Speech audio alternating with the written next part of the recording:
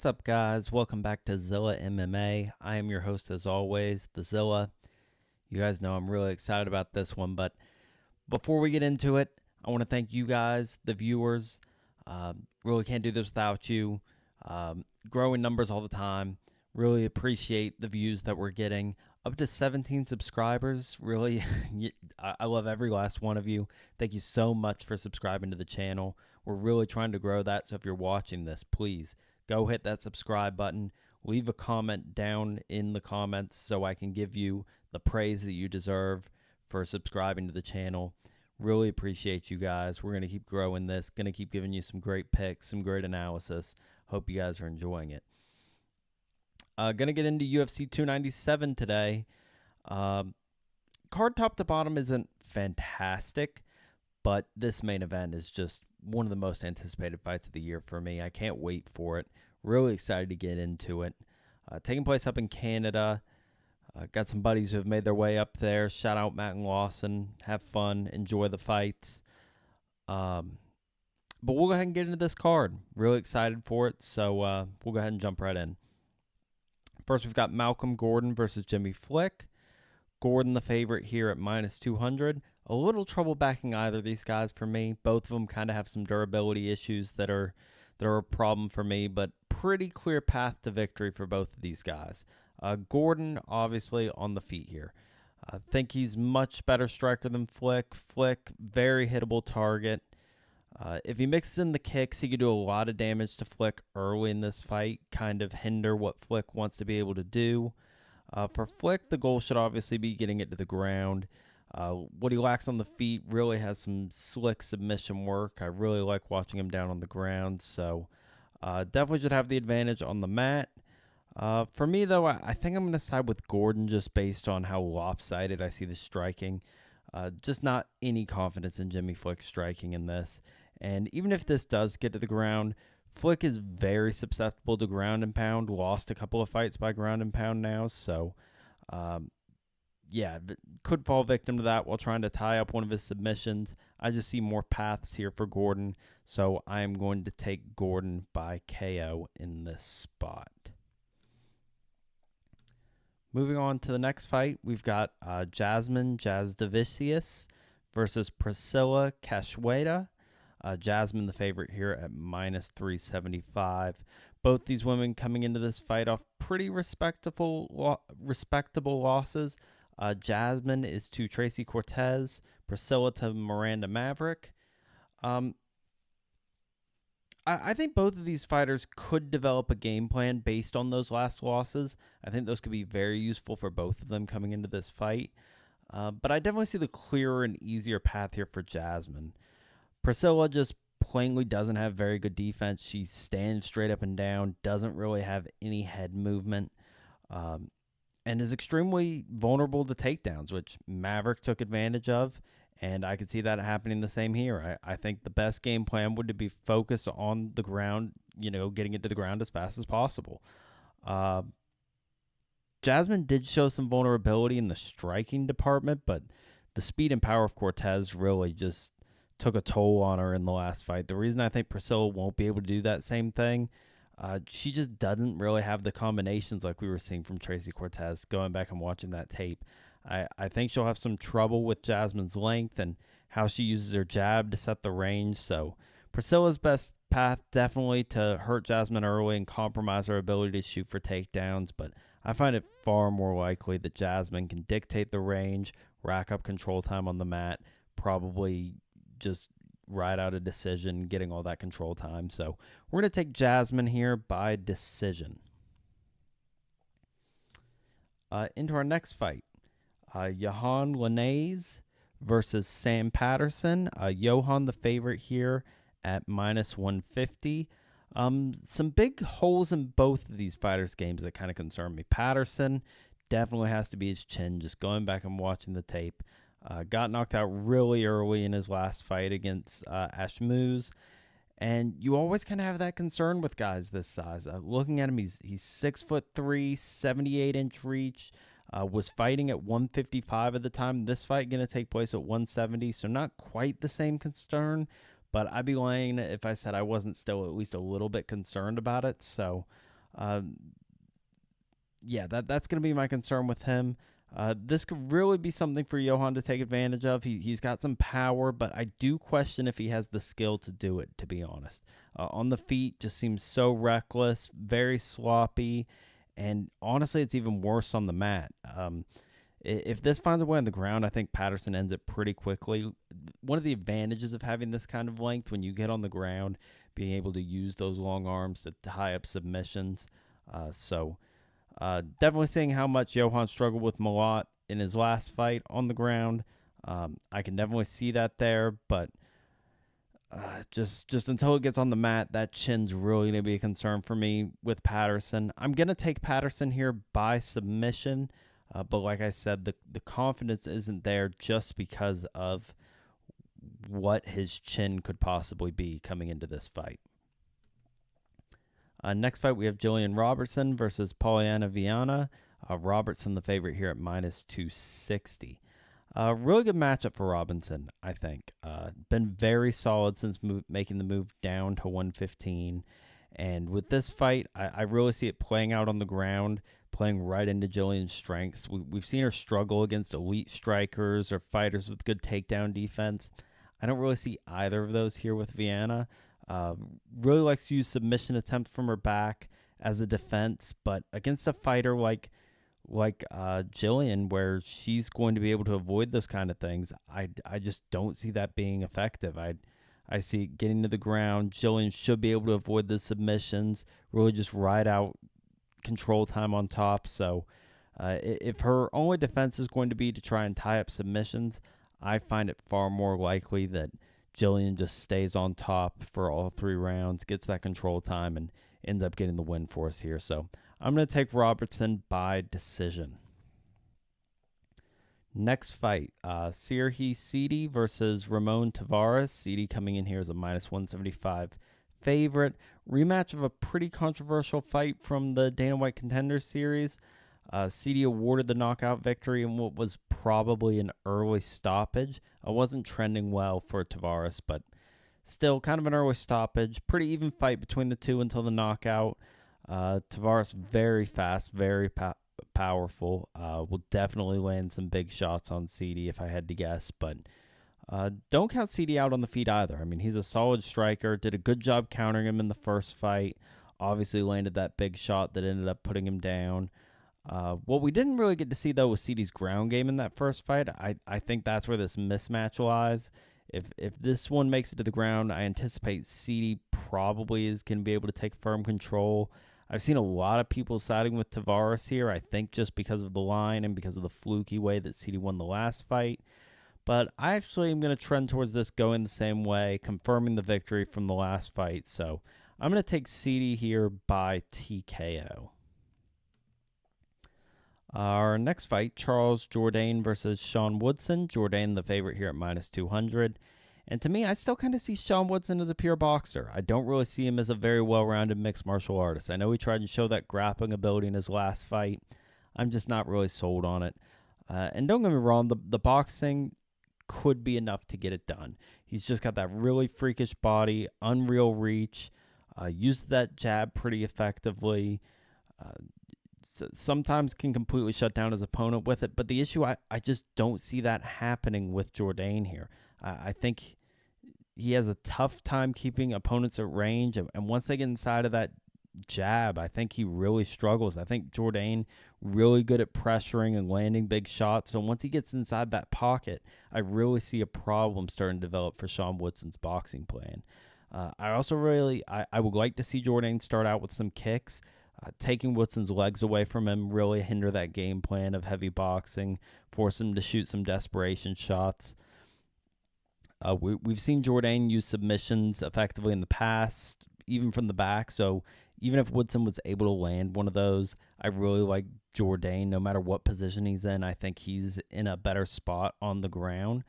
I think trying to land that takedown with his inexperience definitely could still end up losing him this fight.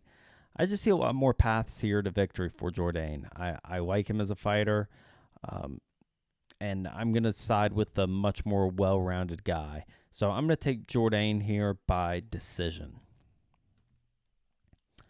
Our next fight, Brad Katona versus Garrett Armfield. Katona, the favorite here at minus 200.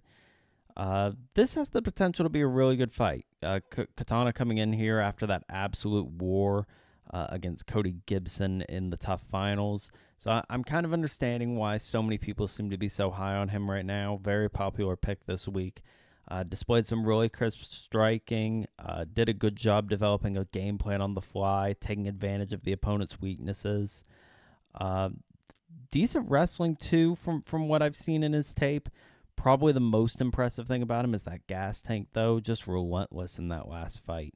My concern, though, is the willingness to eat shots. Not the best head movement. Not sure he can get away from eating some of the big shots he took against Gibson, and it's going to be a different animal taking those from Armfield. Armfield's just a heavier hitter than Gibson, in my opinion. A great counter puncher, going to land some big shots. And like I said, luckily for Katona, he was able to eat those big shots against Gibson, but Gibson was already kind of damaged in that fight when he started landing his big shots. He wasn't really able to follow up on them the way that a fresher fighter would be able to. Doesn't have the power to do it like Armfield would be able to, so I don't think that's a good equivalent. Now, you do have to take into account in the recent fights, like Kazama, he's not a great fighter, but Armfield looked really good. Looked like he made a lot of improvements to his striking, which really excites me. I like to see that. But I don't really understand why people are counting him out of this fight. I'm going to take him. He's going to be my second underdog pick here. I think he can use this big reach advantage, land the jab, and look for big finishing shots. When he's countering, I think that's going to be his best path is using that counter striking that we've seen him use before. I don't feel like Kazama has that same finishing ability on his end. It would make it hard for me to side with him, just, praying that we get this to a decision. So I'm going to take Armfield here as a dog by TKO. And we'll move into our next fight. This one, probably the toughest one on the card for me to analyze. This is Arnold Allen versus Movsar Evloev. Evloev, the favorite here at minus 200. Both of these amazing skill sets, very different from each other. Both definitely have a very clear path to victory here. Evloev obviously going to be working to get this to the ground. He is your typical, isn't necessarily fair to say, but he is a Russian wrestler. Going to use that chain wrestling, mix in those powerful overhands that help him open up his shots. A lot of people think he has pretty solid striking. Going back and watching the tape, I really don't see that as much as people are saying. I give a lot of credit of his success on the feet to the threat of the takedowns. So if there's a hole in his game, I definitely think it's somewhere on the feet. I just don't think he's that great of a striker. As for Allen, you have to hope he's been working hard at the takedown defense this camp. And it's just as important that he's been working on figuring out how to get up. It's very likely he's going to end up down at some point. Allen is very explosive, needs to get back to his feet quickly, avoid the ground and pound of Evloev if he wants to be in this fight. Now, if Allen can keep this mostly on the feet, and if he can get up when he's taken down, I think we have a live dog on our hands. I very much prefer the striking of Allen, and we saw Lopez hurt Evloev in his last fight. I think Allen is going to bring even more power here and add on that incredible speed. He's going to be bringing that forward pressure. I think it could be a recipe for disaster for Evloev. I really do. I'm going to side with Allen here. From everything I hear, he's been busting his ass in camp. He's going to come in here off a good camp, ready to go. And I think he's going to hand Evloev his first loss. So I'm going to take Allen here by KO. Next, we're going to have Chris Curtis versus Marc-Andre Barriault. Curtis coming in here as the favorite at minus 190. Really rooting for Curtis in this spot. He's had a really tough run. Back-to-back fights impacted by accidental clash of heads. I believe his last one was ruled a no contest. And then the Gastelum fight, he continued, but was obviously compromised. So that one kind of sucks too. I think this could be a spot where he could start going back in the right direction. I think this is a fight mostly going to take place on the feet. If anyone tries and get a takedown here, it's probably going to be Barriault, but I just don't see much success coming from that. And we're going to see a lot of it take place on the feet. I think it's really going to come down to either the boxing skills and power of Curtis or the cardio and durability of Barriault. Those are really the factors it comes down to for me here. I think Curtis definitely has the bigger advantage here. He has fine cardio of his own.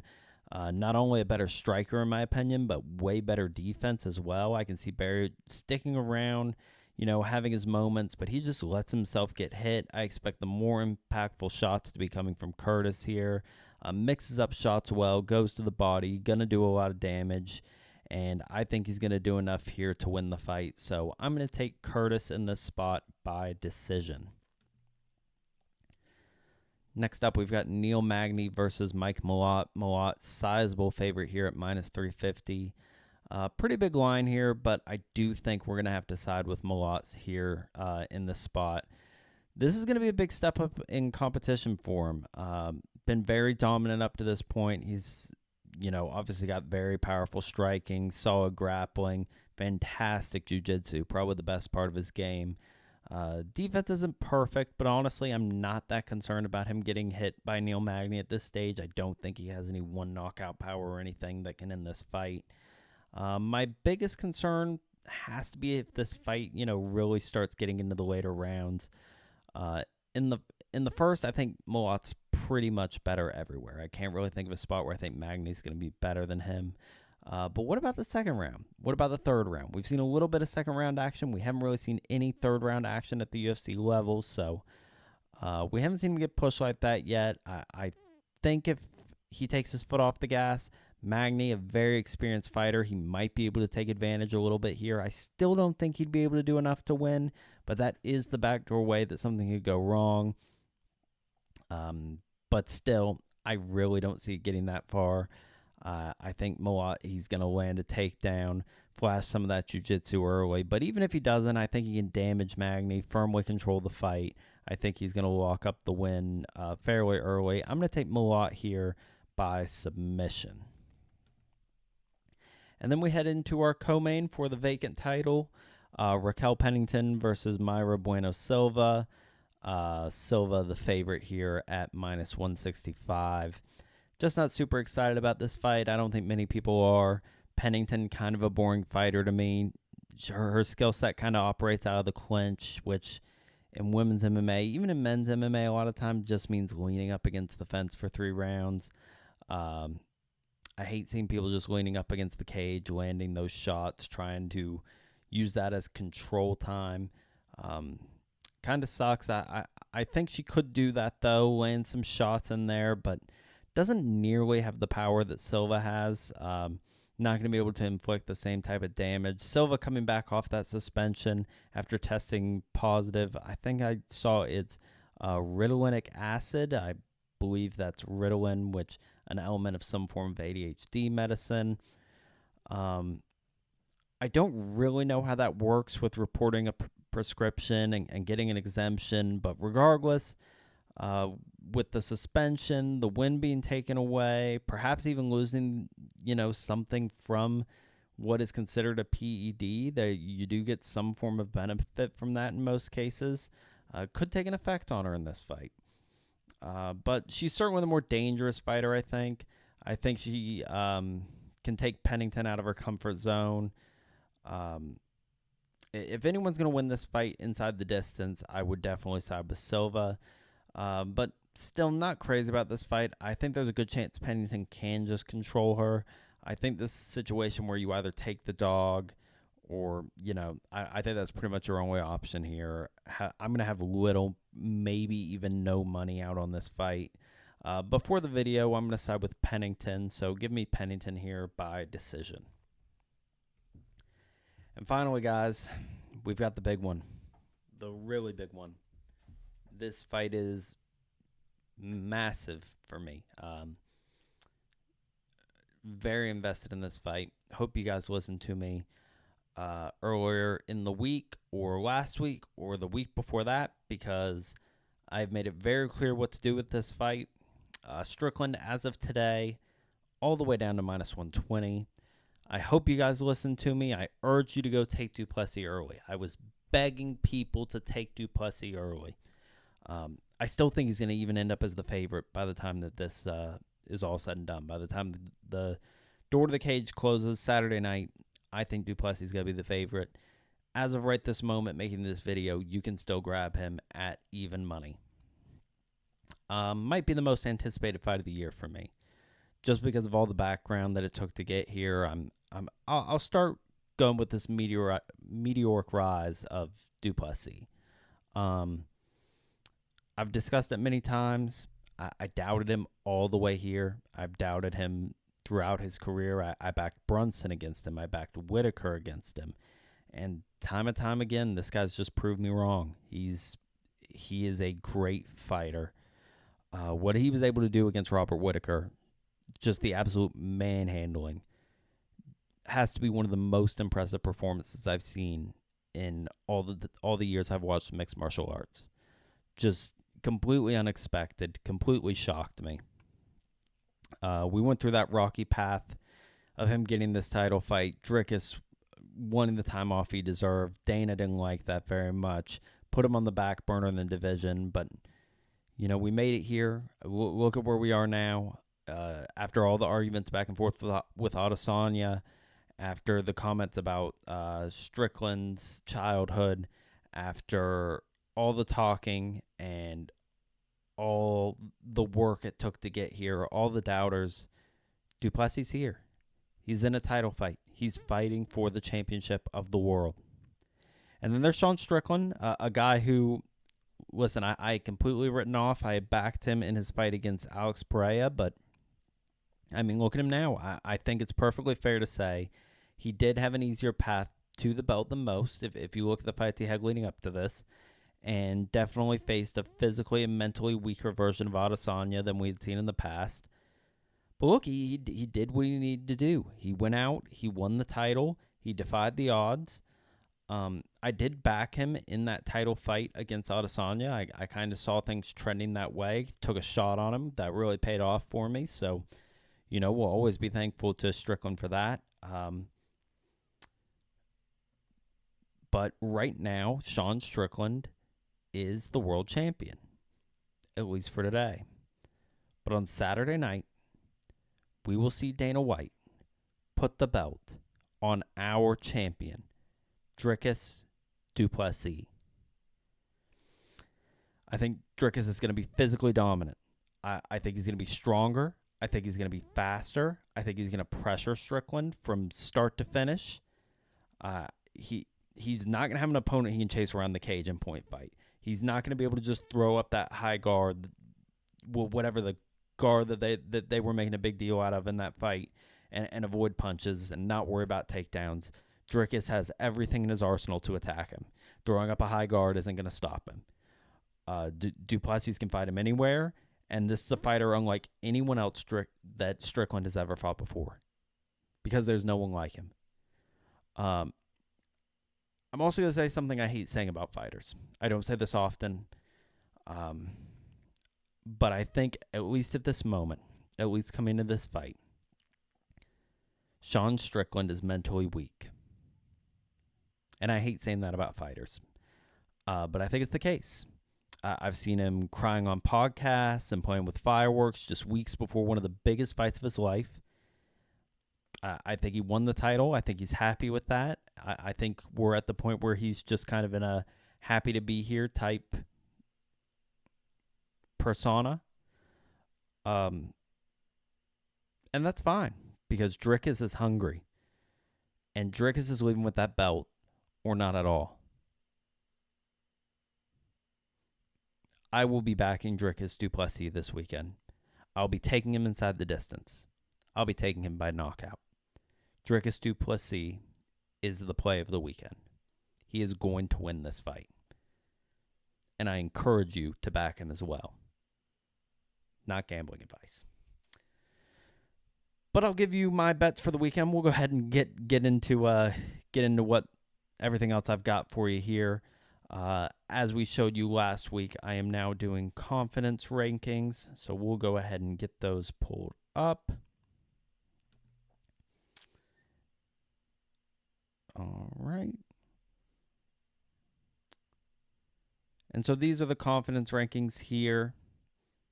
Du Plessis, if that speech wasn't clear enough, is my most confident pick of the weekend.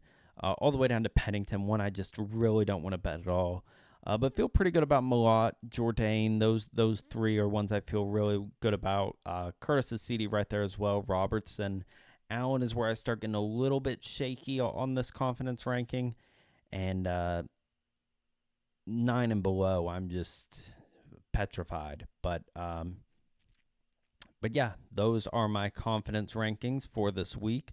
Hope that is useful to you guys. The suggestion that was made to me, I hope people like seeing that. But we'll go ahead and get into our bets as well. Obviously, a very important element of this. So, bets for this weekend. Straight bets, we've only got 2. We're going to do Du Plessis. I think I made that perfectly clear. Probably going to end up taking him by KO or inside the distance as well. Haven't looked at those numbers yet, but going to sprinkle something on there as well, I assume. There's a few dogs here I think are worth looking at. Patterson and Armfield, both guys I think are worth looking at. But as far as one that I think you should certainly make a bet on, I think Allen is going to be the best one for you. Best bang for your buck at plus 170.